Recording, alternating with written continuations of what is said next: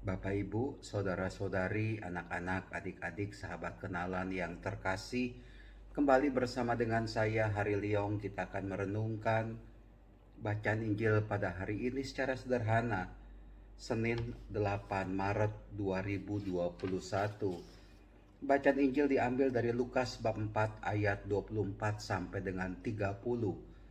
Apa yang bisa kita pelajari di sini dari pengalaman, dari kata-kata Tuhan Yesus?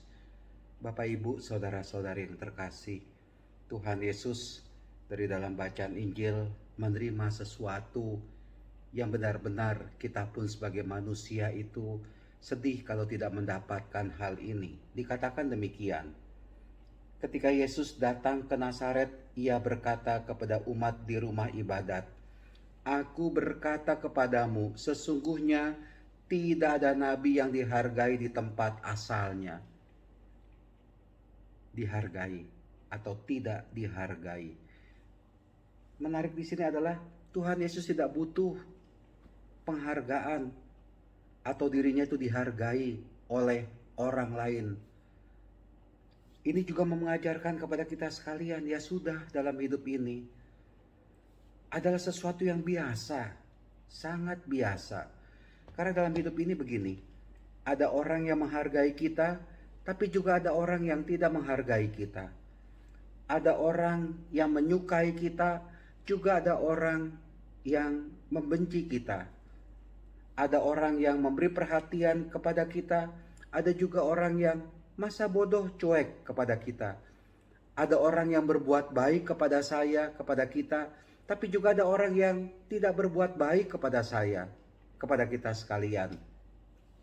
Inilah dia suatu kenyataan dalam hidup kita di dunia ini. Perasaan tidak dihargai. Dan Tuhan Yesus mengatakan, atau di dalam bacaan Injil ini dikatakan, mereka bangun lalu menghalau Yesus keluar kota dan membawa dia ke tebing gunung tempat kota itu terletak untuk melemparkan dia dari tebing itu.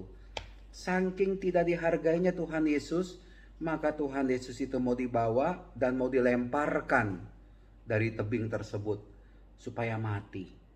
Ya Bapak, Ibu, saudara-saudari terkasih, inilah yang dialami oleh Tuhan Yesus. Benar bahwa dia itu sungguh tidak dihargai oleh orang lain di Nazaret. Di Nazaret itu. Bapak, Ibu, saudara-saudari terkasih, ini mau mengatakan atau mengajarkan kita sekalian, kalau ada orang yang tidak menghargai kita, yang tidak menghormati kita, ya sudah, jangan ambil pusing. Yang penting kita tetap beriman, yang penting kita tetap bisa berbuat baik, berbuat kasih kepada orang lain.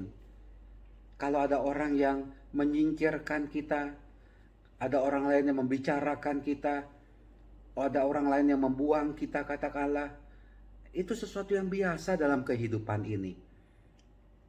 Yang penting adalah jangan sampai kegembiraan kita ini hilang karena ya pandangan jelek, karena suasana keadaan tidak dihargai, tidak dihormati, kita dikucilkan, kita dibuang, kita tidak diperhatikan. Ya sudah, yang penting kita tetap bisa melakukan yang baik itu. Tuhan Yesus itu terus melakukan yang baik. Meskipun dia itu akhirnya ditangkap, dibunuh, disalib, mengalami sesuatu yang sangat tidak menyenangkan. Bukan hanya tidak dihargai, tapi benar-benar dibunuh, benar-benar dibuang itu katakanlah. Mengalami penderitaan, mengalami kesulitan, mengalami sesahan, mengalami kesakitan dalam hidup ini. Di akhir hidupnya juga mengalami ya celaan, caci maki. Ya, kalau ada orang yang mencaci maki kita, mencela kita, ya silakan saja orang lain mau mencela saya atau mencaci maki saya.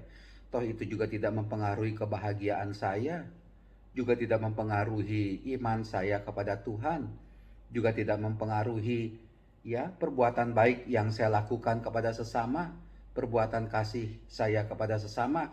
Begitu juga dengan Anda, saya pikir. Sudah, jalani hidup ini. Suatu kenyataan, ada plus, ada minusnya, Ada baik, ada buruknya. Ya, kita terima saja.